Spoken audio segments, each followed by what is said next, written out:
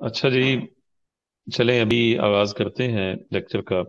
بس یہ تھوڑا سا یار آپ کو پڑھائیں گے، وہ کچھ بچوں کا سیار صاحب نے بتایا مجھے کہ موبائل چارجنگ کا مسائل ہیں، کچھ جگہوں پہ لائٹ گئی ہوئی ہے۔ بس مجھے آپ سرے جیسے اتنا بتا دیں کہ حضرت مجدد الافسانی ہم نے پڑھ لیا تھا یا ابھی شروع کرنا ہے؟ بس مجھے یہ بتا دیں، پھر ہم آگے چلتے ہیں۔ کیوں شروع بیٹا؟ کرنا ہے سر۔ اچھا شروع کرنا ہے، ٹھیک ہو گیا، چلیں جی۔ بسم اللہ الرحمن الرحیم۔ رب اشرح لي صدری ویسر لي امری واحلل عقدۃ من لسانی یفقہوا قولی۔ اچھا جی، دو تین چیزیں ہیں کیونکہ بنیادی طور پہ تو ساری ابھی اسکرین تاریخ شیئر کے... کر دو۔ جی بیٹا سکرین میں نے شیئر کر دی ہوئی ہے۔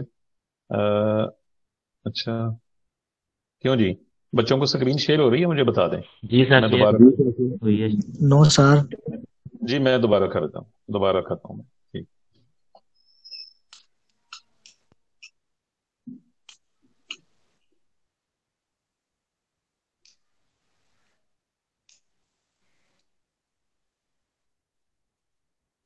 ہاں جی اب بتائیے جی، سکرین شیئر ہو رہی ہے؟ جی سر۔ جی ٹھیک ہو گیا، چلیں۔ اچھا جی، حضرت مجدد الافسانی رحمۃ اللہ علیہ کو پڑھنے سے پہلے تھوڑا سا آپ کو، چونکہ ہسٹوریکل بیک گراؤنڈ آپ کے ذہن میں ہوگا نا، تو پھر یہ چیزیں آپ کو سمجھنے میں آسانی۔ حضرت مجدد الافسانی رحمۃ اللہ علیہ کا دور اکبر کے، جلال الدین اکبر کے آخری دور کو آپ بس ذہن میں رکھیں۔ مغلیہ عہد ہے، اور اگر تھوڑی سی ہندوستان کی تاریخ دیکھی جائے تو مسلمانوں کی آمد ہے 712 عیسوی، محمد بن قاسم آتے ہیں، اس کے بعد آگے افغان آتے ہیں مغرب کی طرف سے، یہ آئے ہیں پانی کی طرف سے، سندھ کی طرف سے، یعنی مندر کے راستے سے عرب جو آئے ہیں۔ افغان آئے ہیں مغرب کی طرف سے، یہ پہاڑوں کی طرف سے، وہ ہندو کش کا علاقہ بنتا ہے، یہ شمال مغربی علاقہ افغانستان کا، جن میں شہاب الدین غوری، سلطان محمود غزنوی اور دیگر بڑے بڑے لوگ جو، یہ سب کے سب اس طرف سے آئے۔ اب ان کے بعد ایک دور آتا ہے جب ترک جو ہیں وہ حکومت میں آتے ہیں۔ سلطان جو ہے محمود غزنوی کا دور، اپنے وہ نائب یہاں بنا کے چلا جاتا تھا، بعد میں پھر ترک آ گئے۔ ترکوں کے آنے کے بعد جو پہلی بڑی حکومت بنی ہے قطب الدین ایبک کی سربراہی میں بنی 1206 میں، 1206 سے لے کر 1526 تک، یعنی جو آخری حکمران ہے نا، وہ ہے ابراہیم لودھی۔ یہ سب کے سب قطب الدین ایبک سے لے کے ابراہیم لودھی تک، یہ ہے سلاطین دہلی، یعنی دلی کے حکمران۔ اور ان میں فیروز تغلق، محمد تغلق، جلال الدین خلجی، علاؤ الدین خلجی، ٹھیک ہے جی، خضر خان، یہ سید خاندان تھا، یہ سب کے سب لوگ جو ہیں یہ اس میں شامل۔ ٹھیک ہو گیا؟ اب آگے دیکھیے، 1526 میں ظہیر الدین بابر جو ہے وہ قبضہ کر لیتا ہے اور مغلیہ حکومت کی بنیاد رکھتا ہے۔ اور ظہیر الدین بابر کے بعد نصیر الدین ہمایوں آتا ہے، اور نصیر الدین ہمایوں سے پھر حکومت چھینی جاتی ہے، تو شیر شاہ سوری کا 5 سالہ دور ہے۔ پھر اس کا بیٹا بھی تقریباً 5 سال تک رہتا ہے، اور پھر اسی دوران نصیر الدین ہمایوں جو ہے وہ واپس تخت پہ آ جاتا ہے۔ ایران کا بادشاہ جو ہے اس کو سپورٹ کرتا ہے، ساتھ میں قزل باشوں کی فوج آتی ہے، وہ دوبارہ سے اس کو تخت نشین کرتا ہے۔ اور ہمایوں کے بعد پھر اکبر آتا ہے۔ اکبر کے بعد جو دور ہے وہ...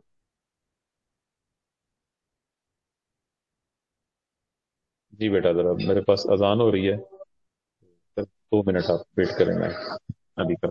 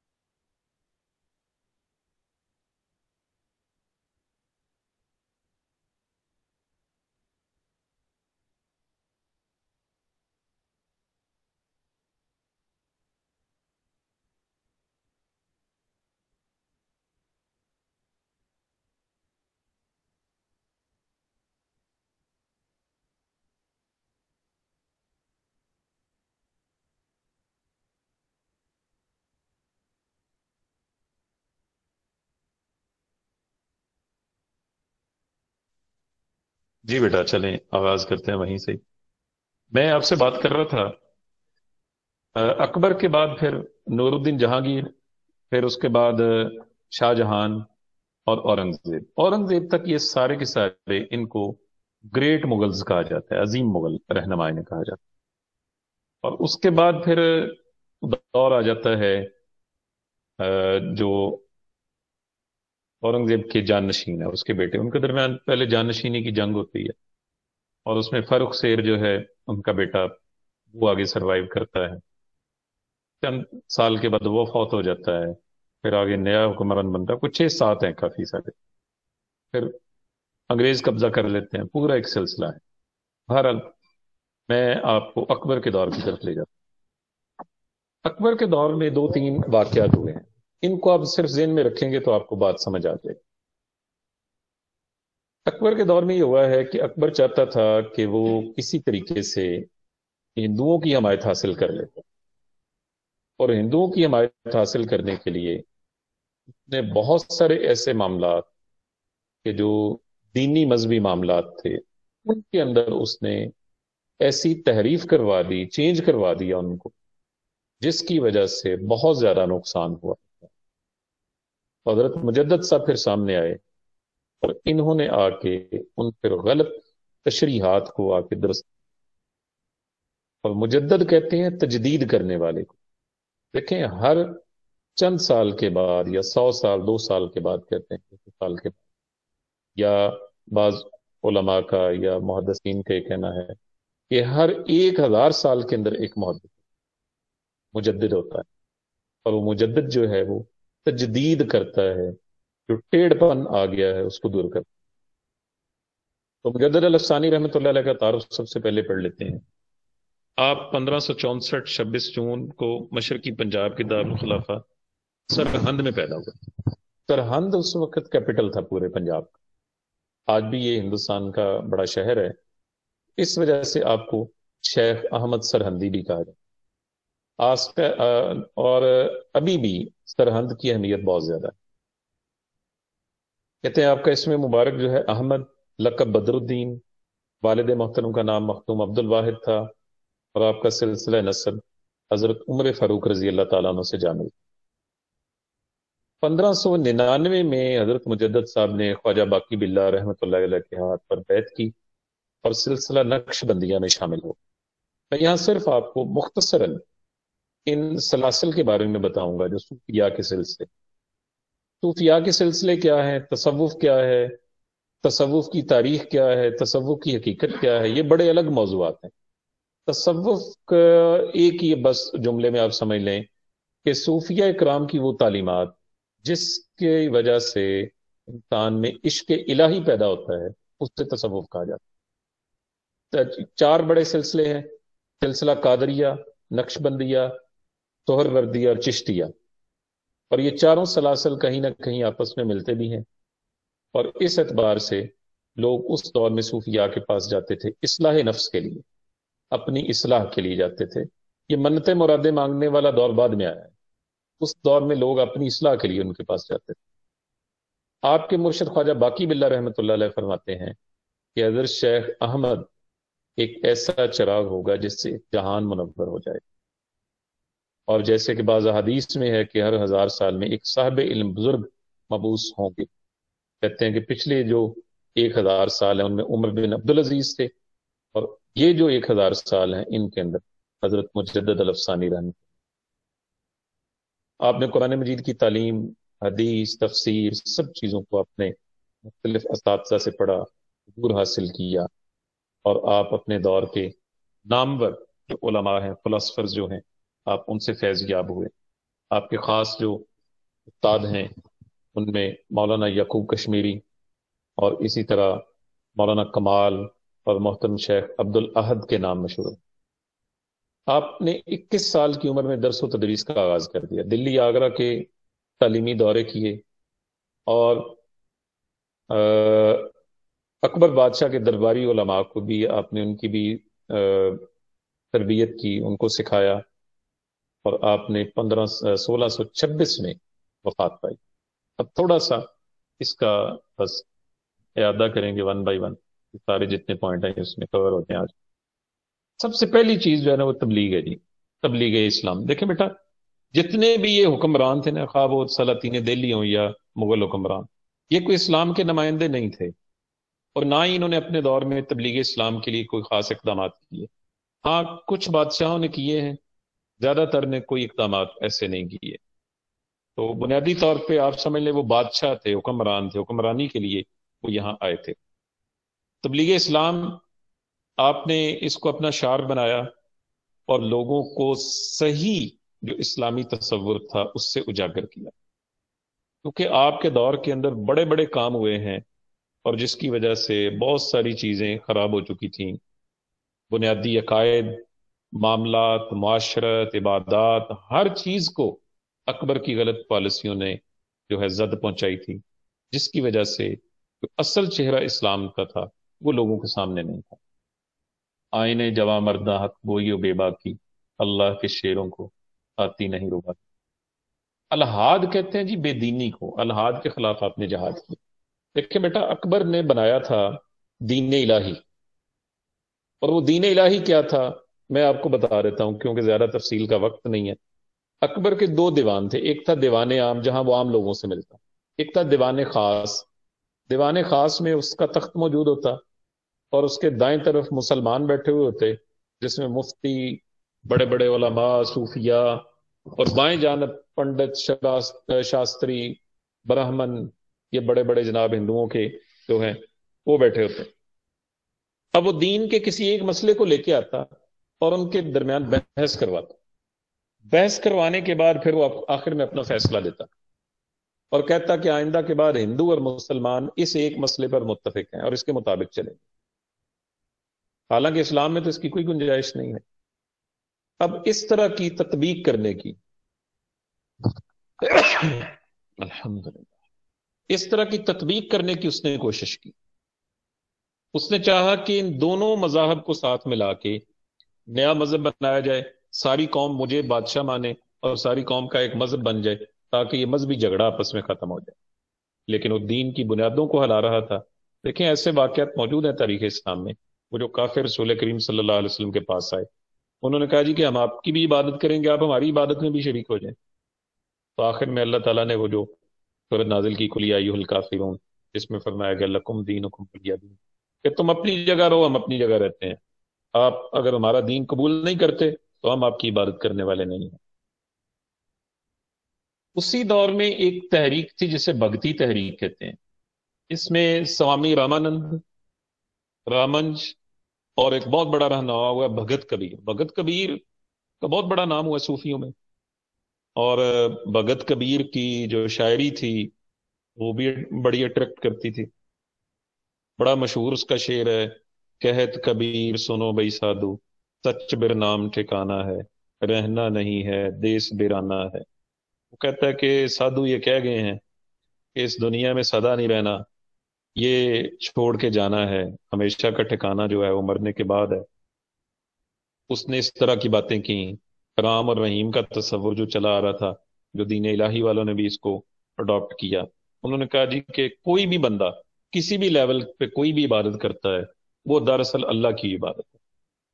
وہ پتھر کے آگے اپنا ماتھا ٹیکتا ہے تو وہ بھی رب کو ہی یاد کرتا ہے. وہ خدا، بھگوان، سب ایک ہی ہستی کے مختلف نام ہیں. یہ تصور لانے کی کوشش کی تو حضرت صاحب نے کہا کہ ان سے بچیں. یہ ایسے ہی ہیں سادہ لو مسلمانوں کے لیے جیسے شوگر کوٹڈ گولی ہوتی ہے اور اصل میں وہ زہر ہے، یعنی شکر میں لپٹی ہوئی زہر کی گولی. آپ نے ان بگتیوں کی اس طرح کی جو سازشیں تھیں اس سے مسلمانوں کو متنبع کیا. مسلم معاشرے کی اصلاح کی، کیونکہ بہت ساری ہندوانہ رسمیں مسلمانوں میں آ چکی تھی. شادی بیاہ میں، دیگر معاملات میں آپ نے چاہا کہ اس کو اس طریقے سے ختم کیا جائے، اور آپ نے ان کے خلاف کام کیا. ہندو جارحیت کا مقابلہ آپ نے کیا. دیکھیں بیٹا، ایسا ہوا تھا اس دور کے اندر کہ ہندو جو ہے نا وہ بڑے منہ زور ہو گئے ہوئے. اس کی ایک وجہ بھی آپ کو بتاتا ہوں. اکبر کو جو خطرہ تھا نا وہ تھا راجستھان اور جنوبی ہند کی راجپوت ریاستوں سے. راجپوت حکمران تھے، وہ شروع سے جنگجو تھے سارے کے سارے، اور وہ آئے دن کوئی نہ کوئی مڈ بڑ مغلیہ حکومت کے ساتھ ان کی رہتی تھی، کوئی نہ کوئی جھگڑا ان کا رہتا تھا۔ اکبر نے یہ سوچا کہ کسی طریقے سے ان کی حمایت حاصل کی جا سکتی ہے، تو اس نے پھر ایک جو راجا تھا ان کا بڑا، اس کی بیٹی کے ساتھ اس نے شادی کر لی، جودھا بائی کے ساتھ، جو جودھا اکبر اور اس طرح کی بڑی کہانیاں انہوں نے بنائی ہوئی ہیں، فلمیں بنائی ہوئی ہیں۔ تو اس نے شادی کر لی جودھا کے ساتھ، اور جودھا کے ساتھ جو شادی ہوئی نا، یہ بھی بڑی ایک تاریخی شادی تھی۔ اس نے باقاعدہ یہ رکھی شرط کہ جو شاہی قلعہ ہے اس کے اندر میرے لیے مندر الگ سے بنایا جائے گا، میں اپنا مذہب نہیں بدلوں۔ حالانکہ اس سے پہلے ہندوستان میں جو عورتیں مسلمان ہوئی یا بادشاہوں نے جن کے ساتھ شادیاں کی وہ مسلمان ہو جاتی ہیں، اس نے کہا نہیں میں مسلمان نہیں ہونا۔ اس لحاظ سے یہ بڑی تاریخی شادی تھی، باقاعدہ مندر بنایا گیا اندر ہی بادشاہ کے محل کے اندر، اس کے لیے پورا سسٹم اس کے لیے بنایا گیا۔ اور اکبر نے اس کے بھائی کو مان سنگھ کو اپنا چیف آف آرمی سٹاف بنا لیا۔ اب ہندوؤں کو بڑی دلیری مل گئی۔ کہتے ہیں کہ ایک واقعہ پیش آیا جو وہاں پر متھرا میں، کہ مسجد کی اینٹوں پر انہوں نے قبضہ کر لیا اور مندر تعمیر کر دیا۔ مسلمان جب آئے تو انہوں نے رسول اللہ صلی اللہ علیہ وسلم کی شان میں کچھ لوگوں نے گستاخی کی۔ صدر الصدور سمجھ لیں کہ اس دور کا چیف جسٹس، اس کے پاس یہ معاملہ پہنچا، اس نے ان کو سزائے موت دے دی۔ درباریوں نے بڑا ہنگامہ کیا، بات اکبر تک پہنچی۔ اکبر نے کہا نہیں جی میں اس معاملے میں کچھ نہیں کر سکتا، حالانکہ اتنا ملحد آدمی تھا دین کا اس کو، لیکن دیکھ لیں تقدس کے معاملے میں اس نے کہا جی ٹھیک ہے، جو فیصلہ چیف جسٹس کا اس کے اوپر ہی عمل ہوگا۔ تو ان کو سزائے موت دی گئی تھی ان لوگوں کو۔ اسی طرح دین الہی کی مخالفت، جیسے کہ میں نے آپ کو بتایا نا کہ دو دین ملا کے اس نے تیسرا دین بنانے کی کوشش کی، اس کو دین الہی کا نام دی۔ آپ کے مرشد خواجہ باقی باللہ آپ کے ساتھ تھے، آپ سلطنت کے امراء سے ملے، عوام سے ملے، ان کو کہا اور بتایا کہ یہ معاملات ٹھیک نہیں ہیں، ان سے بچایا جائے قوم کو۔ پھر آج یہ اکبر کی غلط پالیسی کی مخالفت آپ نے کی، کیونکہ جیسے کہ میں نے آپ کو بتایا نا کہ اس نے ہندوؤں کو ساتھ ملانے کے لیے ماتھے پہ ٹیکا بھی لگا لیا، اور جزیہ اس نے منسوخ کر دیا، گائے کے ذبیحہ کے اوپر اس نے پابندی عائد کر دی، ٹھیک ہے جی۔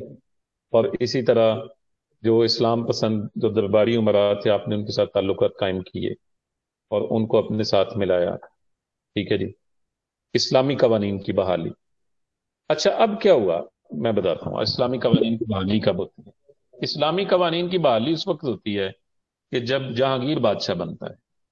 جہانگیر بادشاہ بنتا ہے، اکبر فوت ہو چکا ہے، آخری دور ہے جیسے میں نے آپ کو بتایا نا مجدد صاحب کا، کہ اکبر کے دربار جہانگیر کے دربار میں جاتے ہیں اور وہاں تعظیمی سجدہ ہے، گھٹنوں تک جھک کے 3 مرتبہ سلام کرنا پڑتا ہے۔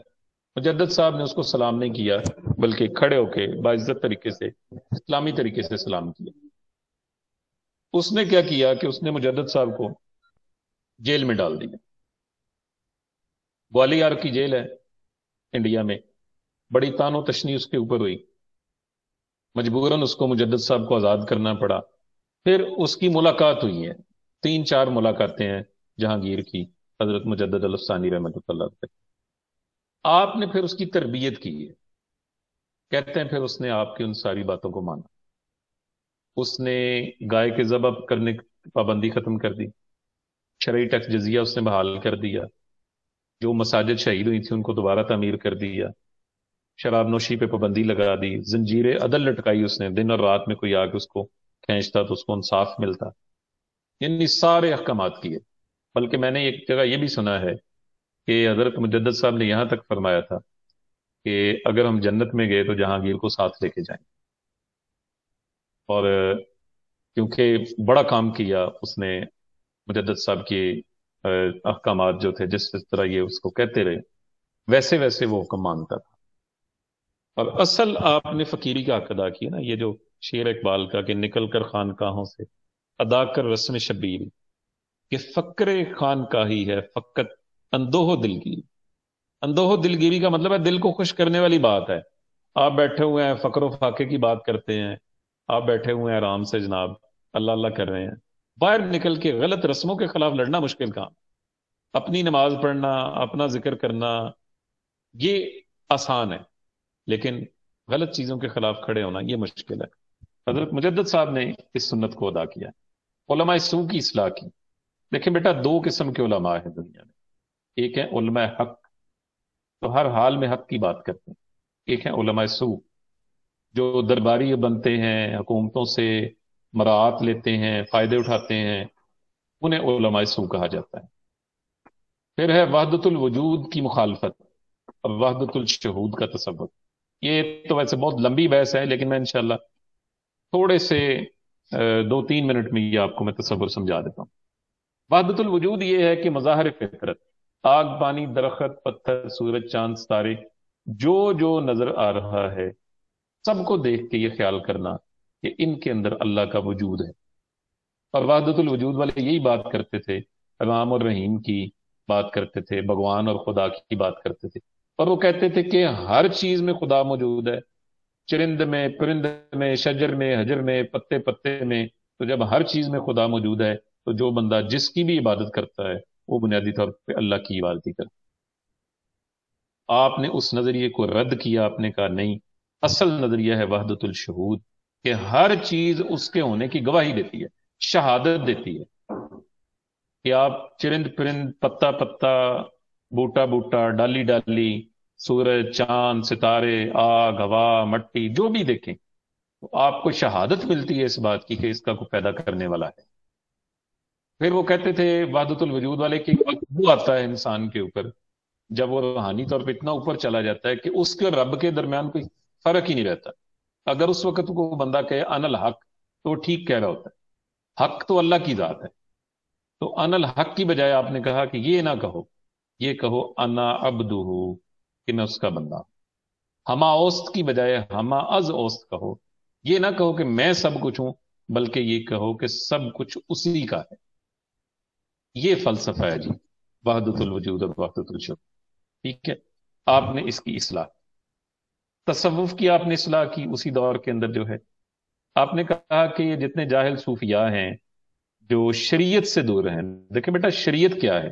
شریعت یہ ہے کہ آپ نے نماز روزے کی پابندی کرنی۔ آپ دیکھتے ہیں کئی لوگ صوفی ہونے کا دعویٰ کرتے ہیں، نماز روزہ کرتے ہی نہیں ہیں، شریعت پہ نہیں چلتے، اللہ کے احکامات کو نہیں مانتے، اور دعویٰ کرتے ہیں عشق الہی کا۔ آپ نے کہا نہیں، آپ نے کہا تصوف ضرور ہے، عبادتیں ریاضتیں نہیں ہے، سب کچھ ہے، لیکن یہ سب کچھ اس وقت ہے جب سنت کے مطابق ہوگا۔ اور آپ نے اس سارے فلسفے کا رد کیا جو ہندوستانی یا یونانی جوگیوں کا یا یوگیوں کا جو فلسفہ تھا، آپ نے اس کی مخالفت۔ بدعات کا خاتمہ، بدعت ہوتی ہے بیٹا دین میں نئی چیز نکالنا، کہتے ہیں کہ دین میں ہر نئی چیز جو ہے وہ بدعت ہے، اور ہر بدعت جو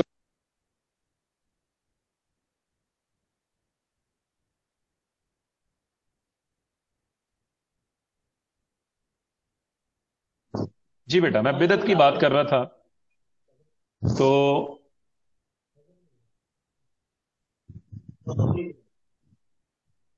بدعت کے حوالے سے کلو بدعت ضلالہ، یہ حدیث ہے کہ ہر بدعت گمراہی ہے، اور ہر گمراہی جہنم میں لے کر جانے والی۔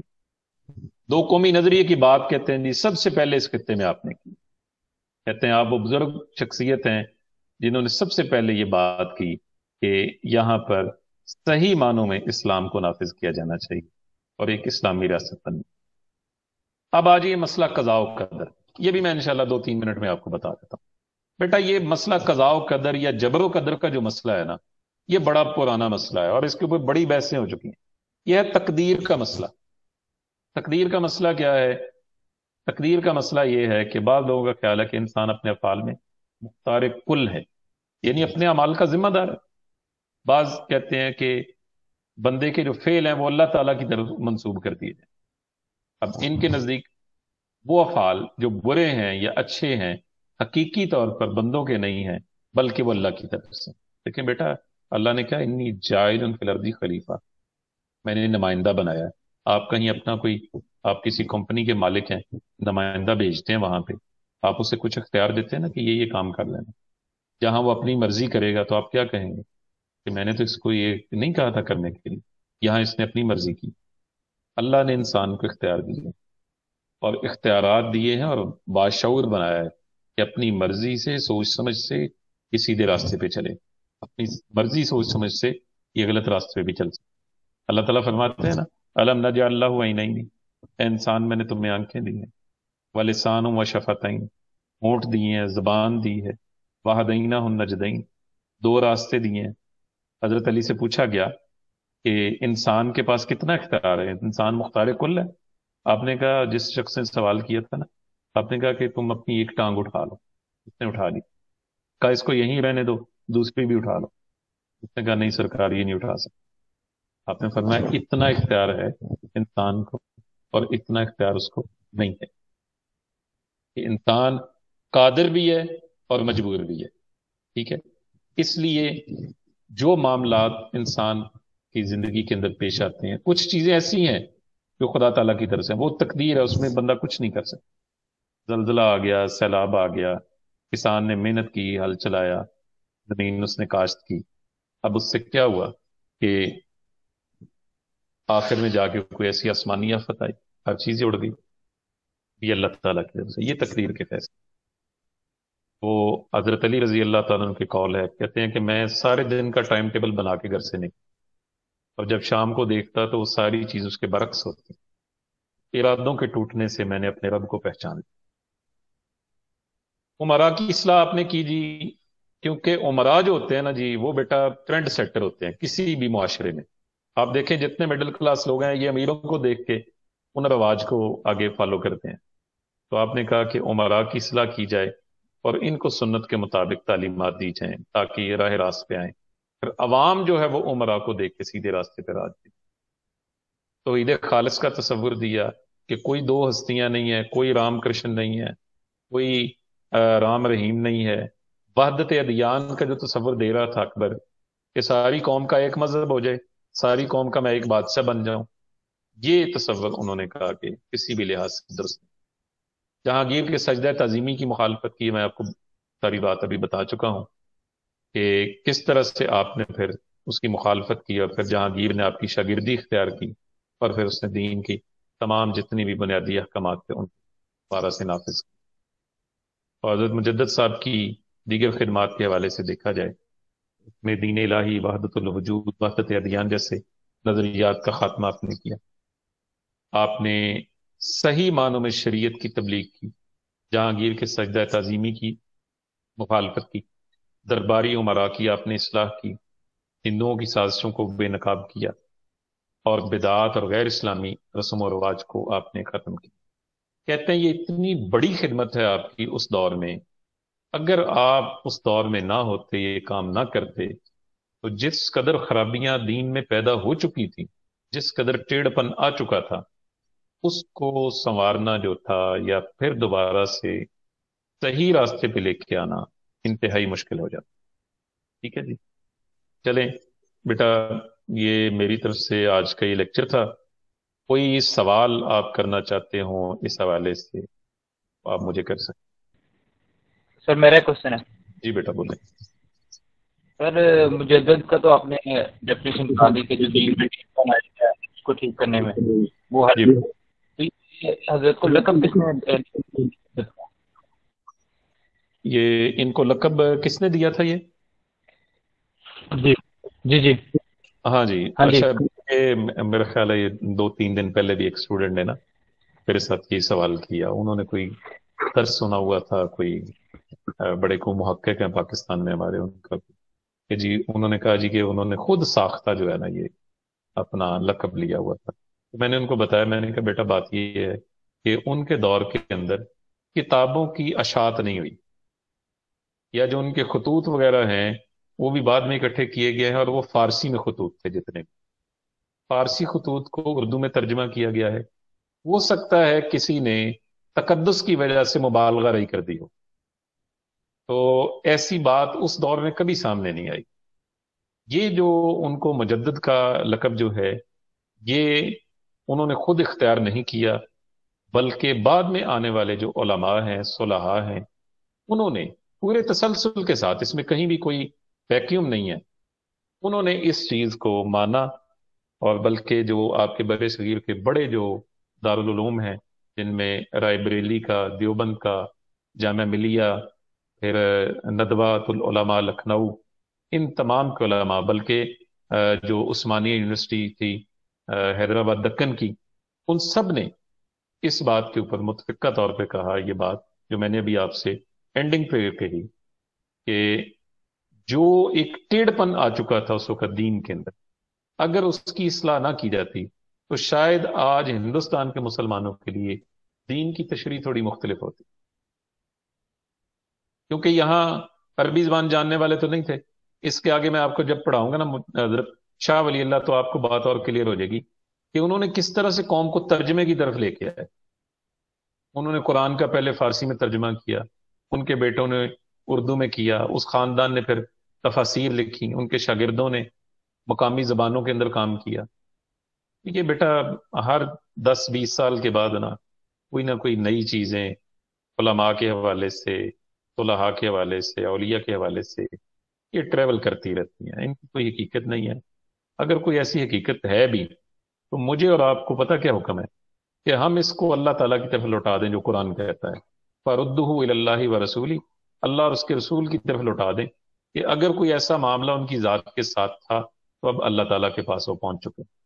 اب میں آج کے دور میں تحقیق کر کے آج سے 400 سال پرانے، 500 سال پرانے کسی بزرگ کے اوپر تان و تشنیع کروں، میرا خیال ہے مجھے اس چیز کا حق نہیں ہے۔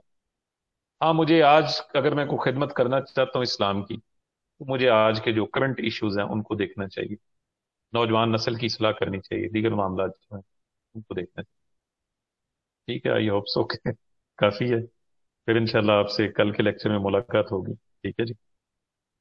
سر یہ اکبر کا پورا نام کیا تھا؟ جلال الدین اکبر، جلال الدین محمد اکبر۔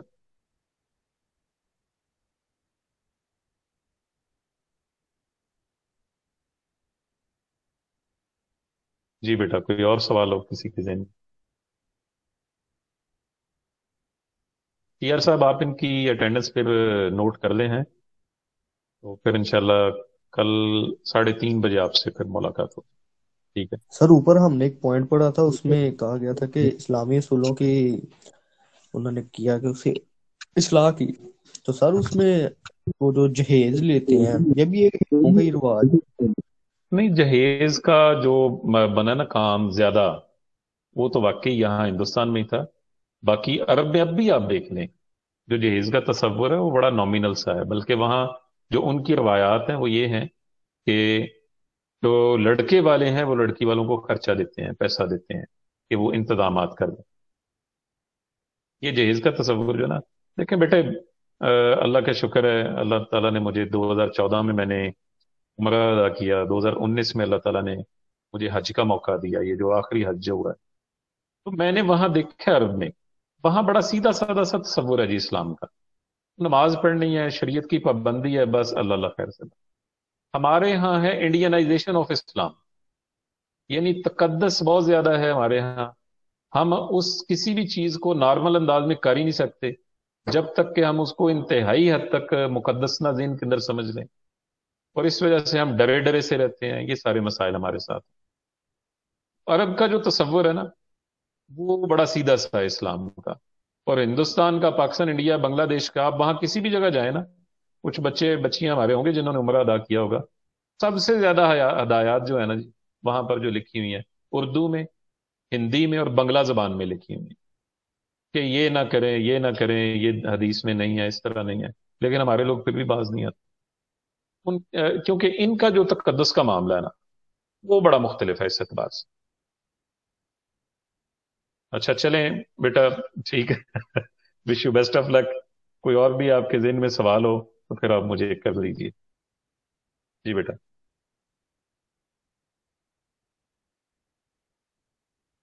چلیں ٹھیک ہے، پھر انشاءاللہ کل آپ سے ملاقات ہو، کیونکہ وہ میں نے اس سیار صاحب سے کہا تھا کہ ٹھیک ہے، کہہ رہے تھے کہ بچوں کا چارجنگ کا فائل ہے دیگر، تو میں نے کہا کریں 45 منٹ تک